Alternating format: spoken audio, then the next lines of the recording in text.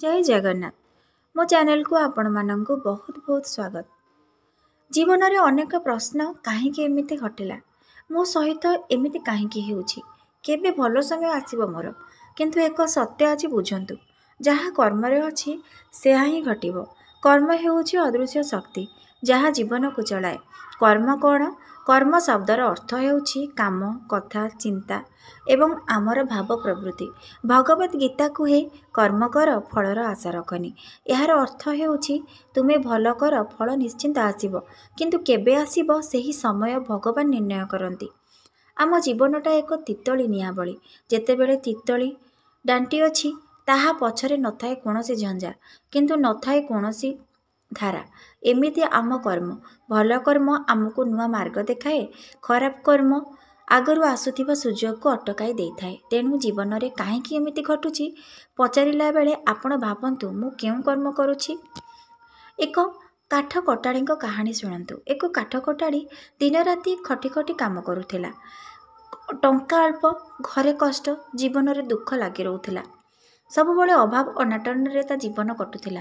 एक दिन से एक ताड़ गछ मूल बसी कहिला, भगवान मु दुखी, तुमे एही कर्म मते देल, मो भाग्य कहीं एमिति।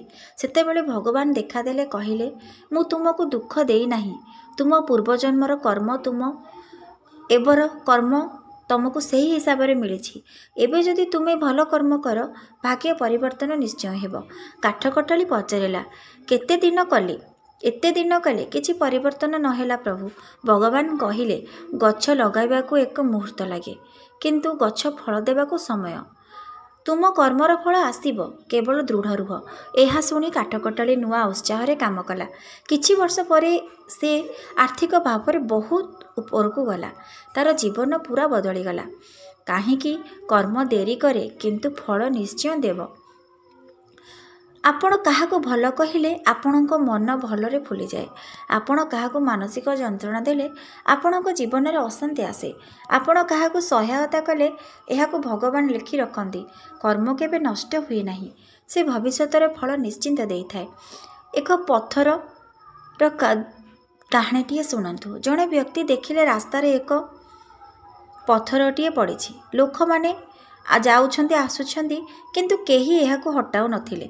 से भाबिले एहा काहार काम, मोर काहेकि मु काहेकि कष्ट करिवि। किछि मुहूर्त पर से निजे एहाको हटाई देले। पत्थर तळे एक कागज थिला। जेउ लोक एहाको हटाइबे से पाइबे राज्यरु 100 सुवर्ण मुद्रा, किंतु जदि से लोकटी पत्थरटी को हटाई दिले सी 100 मुद्रा पाइले, तांका जीवन बदली गला। कर्म केबे व्यर्थ जाए नाही। जेउठी अन्य मनीष देखु नाहांती भगवान सेठी लेखुछंती। जीवनर शिक्षा तुमे जहा जेमिति मंजी पोतिब सेमिति ही तमे फल पाइब। भल भावना भल घटना, खराब भावना खराब घटना। भल काम भल समय, खराब काम कष्टर समय। जीवन आमको केबे त्रुटिहीन पाठ पढ़ाओंतिनी। जहा भल करिछु से निश्चिंत आसीबो, जहा खराब करिछु से मध्य आसीबो। एही कर्म ही वास्तव भाग्य। कर्म किपरि भल करिवे एही 5टी कथा जीवन को बदलाई देव। काहाकू अपमान करनी, जेपरि संभव साहाय्य करंतु, रोष और हिंसा को छाड़ंतु, सत्य कहंतु, भगवान रे आस्था रखंतु।